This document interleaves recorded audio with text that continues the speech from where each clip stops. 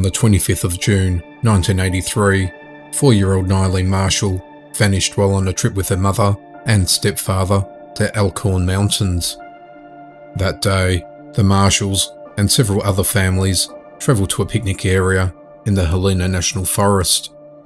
At around 4 p.m, Nylene, as well as other children, went playing along the banks of a shallow creek. Some of them noticed her talking to an unidentified man in a purple jogging suit.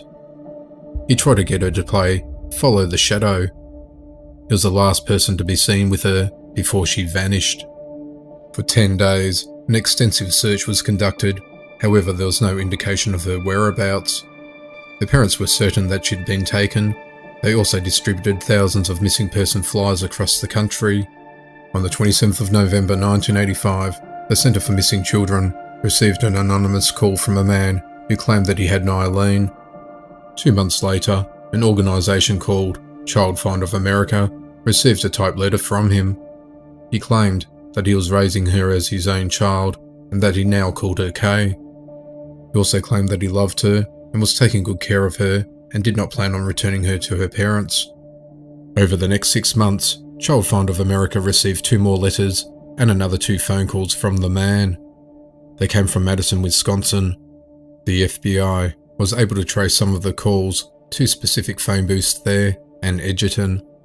However, once it was discovered where the calls came from, they stopped. The letters were also postmarked from the Madison area. The man indicated that he had travelled with Nylene to several different locations in the country. The unidentified man that had contacted several missing persons agencies claimed that he lived off substantial investments and that he and Nylene travelled frequently. In June of 1990, authorities received another lead in this case. Nylene's uncle saw 2 composite sketches for suspects of a man and a woman wanted in another part of the country for a similar incident. He believed he saw them on the first day of the search for Nylene and thought it may have been related. The Jefferson County Sheriff's Office also indicated that Nylene's stepfather was a person of interest. The case was aired on Unsolved Mysteries on the 21st of November 1990. After the broadcast, a viewer rang the call centre, believing that one of his students was Nylene. However, when police went to her house, it was discovered that she was actually another missing child, Monica Bonilla. She had been unlawfully removed by her father several years earlier. Shortly after the discovery, she was reunited with her mother.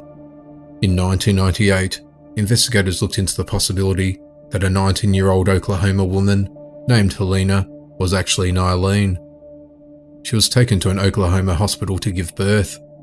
She was evasive when hospital staff asked questions about her past. One of the employees later saw a re-airing of the broadcast and suspected that she may have been Nylene.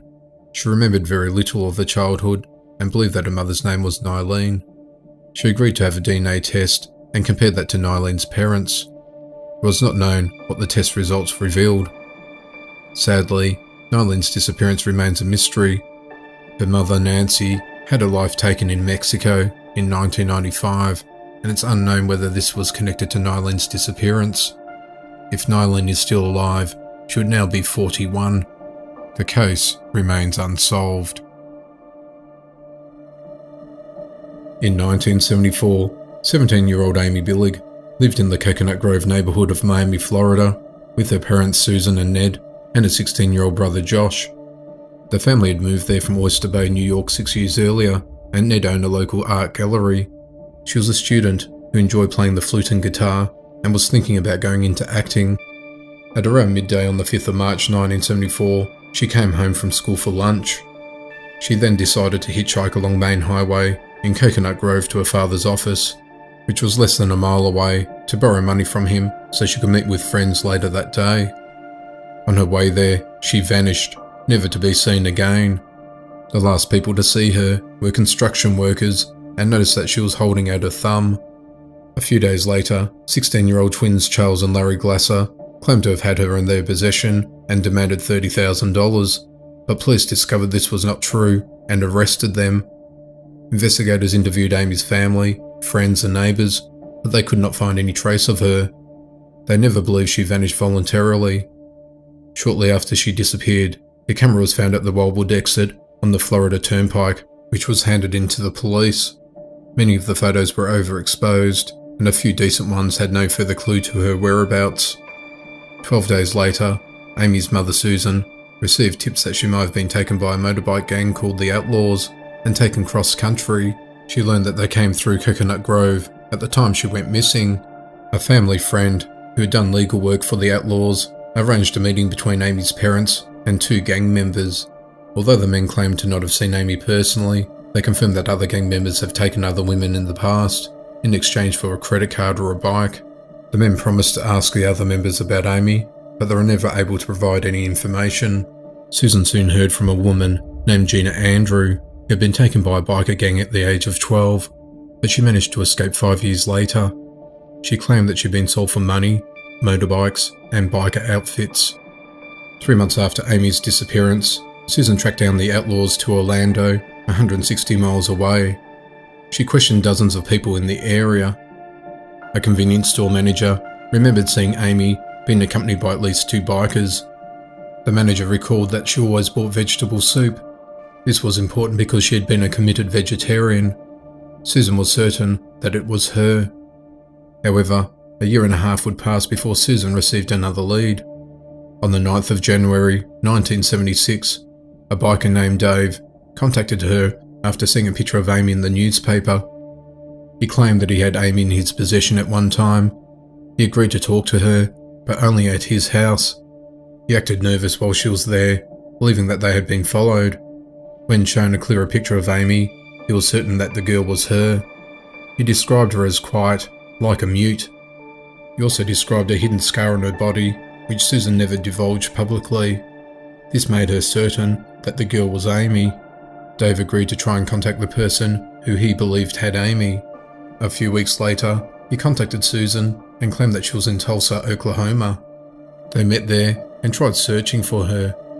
In June of 1996, they arrived at a tavern and claimed that Amy would be delivered to them. While there, a scuffle broke out and his knees were badly injured.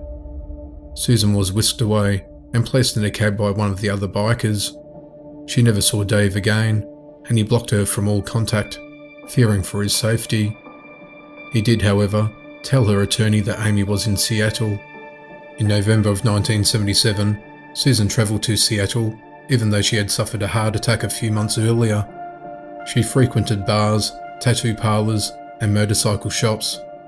Several people recognised photos of Amy, describing her as always quiet.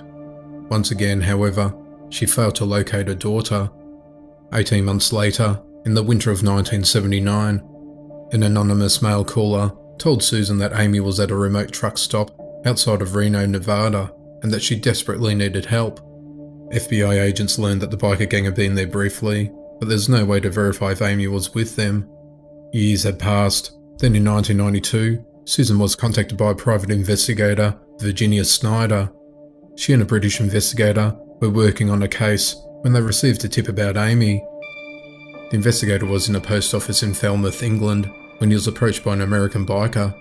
He said that he had a girl that he wanted to sell. He said that she was American, from Oyster Bay, and was mute. The description seemed to match Amy. However, he left without showing a picture of her. Susan felt certain that was Amy. Once again, she was unable to find any trace of her. Tragically, the British investigator passed away a year later.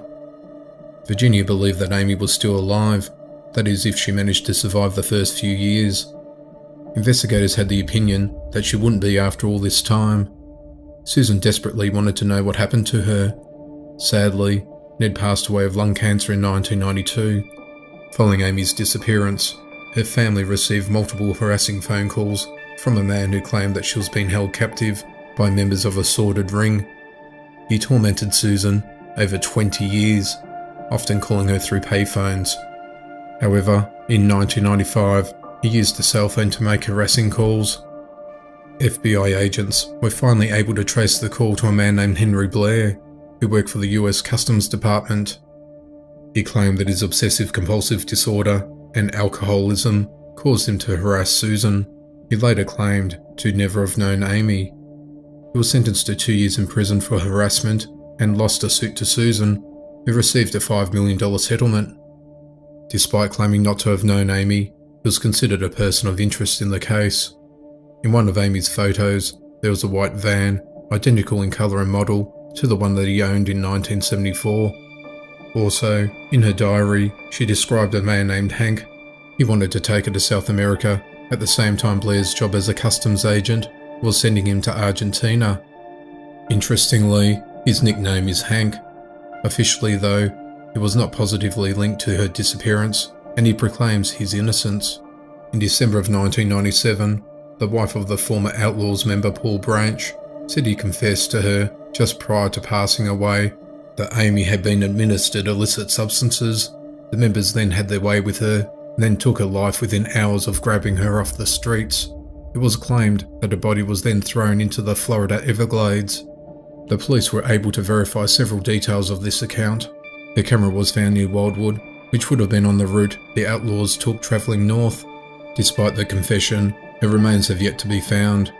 Some believe the widow contrived the confession to profit from her disappearance. Although Susan accepted the statement from the widow, but Amy's brother Josh doubted the story's credibility. Sadly, Susan passed away on the 7th of June 2005 at the age of 80. She had searched for Amy for over 31 years. To this day, no trace of Amy's ever been found, and the case remains unsolved.